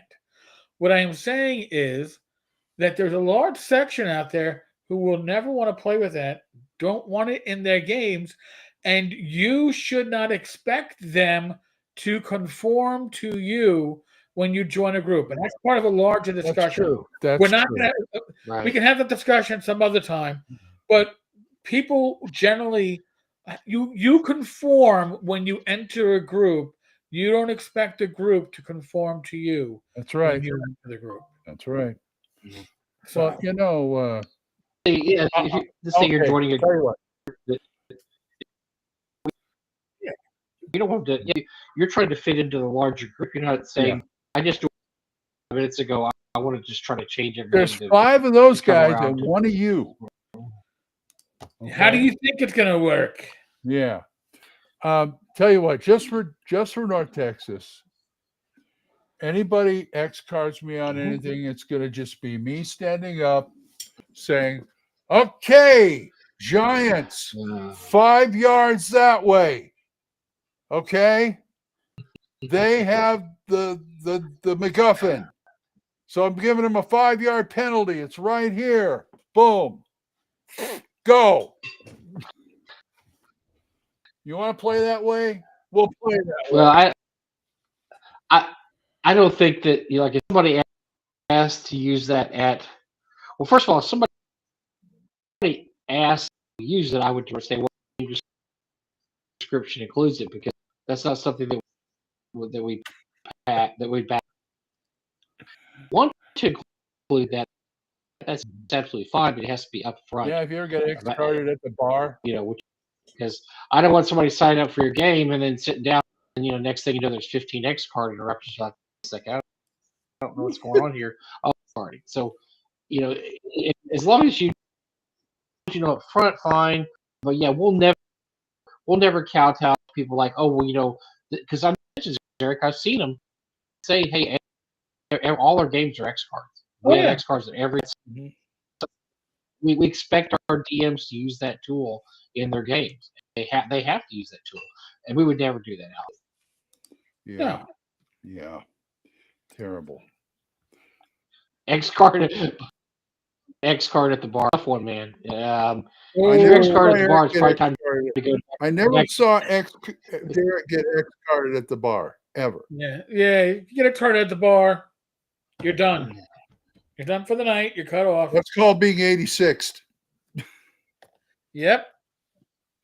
Like you an are cut off. I think Gary's been X. Oh boy. No. Oh. I guess. I heard Ed Greenwood gets X carded. Ouch! Stay away from that. You get go there. We don't have time to go. No. That's a different kind of show. Yeah. Ba-dam. It's the moral thing that gets me. No, Yeah. it's what, when I have GMs who start throwing up stuff like, what do you do with the women and children of the orcs if you're going to kill all the orcs? And it's like, I would remove that out of my game. I would not have that in my game. I don't do moral. Good point, Glenn. I don't do moral dilemmas in my game. Yes, I don't either, Glenn. I don't. The most my world campaign. I'm trying to think of moral dilemmas I've had. The only moral dilemma I've had is when the orcs surrender, and then the dwarves kill them. But they'll also make them suffer. They're just like give you a quick death. And usually the orcs terrible morality break real quick. Yeah. Like, okay, yeah. We're going to send you orc souls go to. Wait, that's not even. I don't think that's even. Look, we're not taking. One of that. We're trying to retake Dwarven halls. We're not taking Dwarven prisoners. One of Matt's castles in Crusade. Not only. Oh, go ahead. I'm sorry. No, I was just saying not only that, but most of the orcs and drow are taking dwarf. So they're, look, put to death for your sin or what. So just make it quick on your surrender. And they're like, no surrender.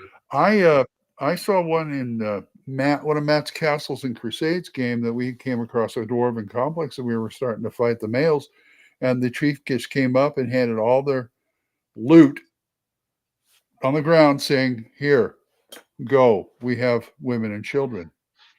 And we even had dwarves in the party, and we left. And I'd never seen that. But that's what fit. That's what fit their scenario. I never seen that before. Scenario, and it was unbelievable. But yeah, the DM is purposely trying to. I mean, let's say the DM there's a paladin in the party, and okay, let's say there's a paladin in the party for the dwarves' enemies in your world, or any goblin creatures just put to death, and they group of goblins and the paladin. I believe in nurture, not nature. If I'm going to take these goblin home back in town, we're going to and the dwarves like no.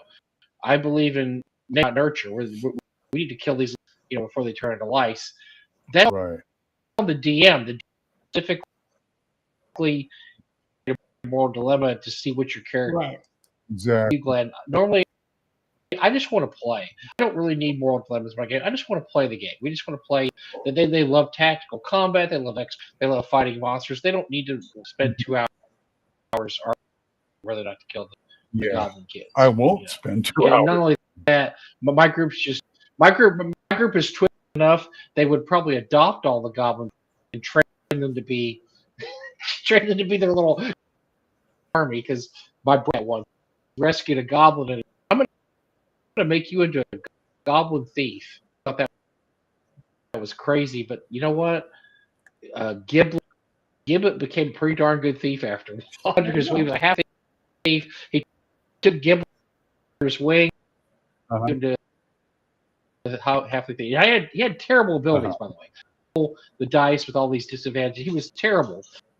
He was great comic relief, and the rest of the party's like Goblin. If he still, but the Goblin thought the halfling thief was. He was like the way my brother made the thief was a narcissist. Had one person that just thought he was everything. Really the reason he wanted the Goblin Yeah. to go, oh, Master, I know I am. I'm the best thief ever, right? Oh my God! This is why you rescued him. Oh yeah. Sweet validation.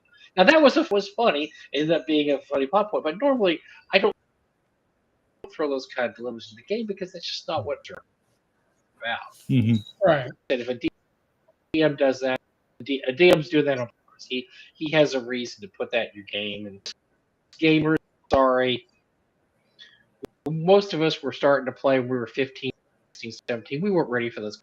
No. We were. I can get enough drama out of it. I can wring enough drama out of a game without that kind of stuff. For real. Yeah, I don't think even at our age we're on our 50s. Yeah. We don't want to spend much time. There was a scene session I ran into there's regarding a bridge. Mm-hmm. The dwarves went up there and they're bargaining with the bugbears to cross the bridge. The bugbears are like, well, treasure this and that, and the dwarves are the fact that just kill the bugbears. But okay, we didn't very fight. We're gonna bargain with them. They bargain. They get the price to a certain amount. My brother's thief. That should be a clue.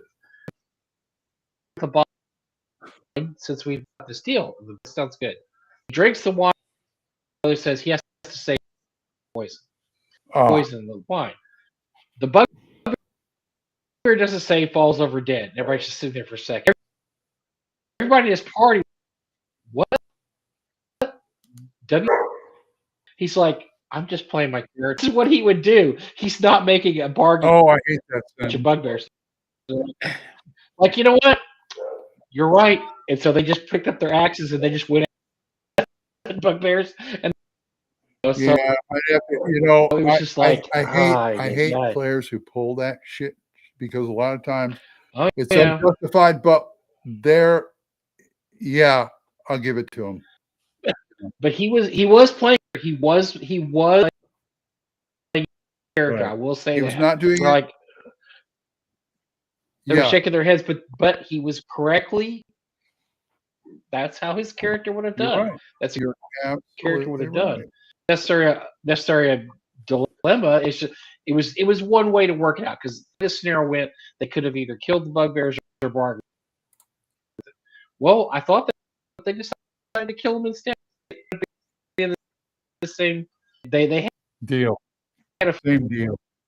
Free. They got to cross the with a few more scars and nicks on their weapon. But so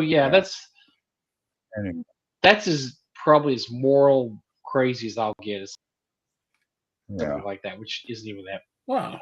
Well, is it? That's just terrible. Nature versus Nurture. That was one of the issues of Dragon magazine. I think in the 60s or 70s. Remember that? Yes. With the whole article. But I think we are at our natural time to do. But and I hate to say that because we got 49 live viewers right now. So we'll fix that. You're kidding me. What are they watching? I'm not kidding you. Wow. And I got news for you. Guess where they aren't? They're not on YouTube. Blue Sky? Oh no, I think it's X. That was my answer. So by the way, I'm once again announced this week. You're not going to Blue Sky. I'm not going to Blue Sky. Make any announcement. I will not go to Blue Sky in a box. I will not go to Blue Sky with rocks. I will not go to Blue Sky with. Hey, Mike. I don't know if you heard, but Monday, I'm gonna send your Apple Pencil. Thank you very much, Okay. sir. That's great. Oh, did you see? I won't get home till Wednesday, so Okay. that's Oh, did you perfect. see what I got early? You're not home? You're not home? no, I'm not home. I'm Okay. not home. No. Well, she should be home in No, time for I'm the at pencil. Okay. Okay. She's still. Oh, Yeah, can't you see that? beaches over there. Oh, did you see earlier in the show? I don't know if you saw this. Oh, sweet. Steelbook. Does that have so endings on it and all the? Because I don't. Are you a big I don't fan of know. that movie? I haven't really. You know, I like this movie. there's two. You know, there's two versions. There's a Well, there's the TV version, television version, and there's the. I don't know if they left. I think they put and they have. the TV scenes in. I think they put the TV scenes in there as a special feature.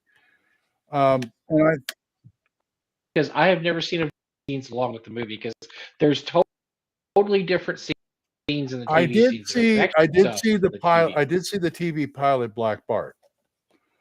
Oh, So, yeah. I wasn't impressed. Well, I thought it was interesting that Steve Landensberg was playing Gene Wilder's part. The guy Oh, yeah. from, No, I just, yeah. the guy from Barney Miller, Diedrich. Yep. Yeah, I thought that was kind of interesting. It was just done to keep the rights. If they didn't do it, they wouldn't have the rights. Yeah. Anyway, Glenn, yeah. that was those are the good old days. Mel Brooks made sure he offended every single person that could possibly. I've got my three favorites in my gender, religion, whatever. You would be offended by. He did. My three favorite. He just used a shotgun. Oh yeah, I've got three favorite Mel Brooks films in my collection. It's that, The Producers, and Young Frankenstein. All good ones. All good. Yep. And I love Young Frankenstein. Oh, because I'm a Universal Monster guy. So, folks, quick reminder: tomorrow night, 8 p.m. Not Gamers Health.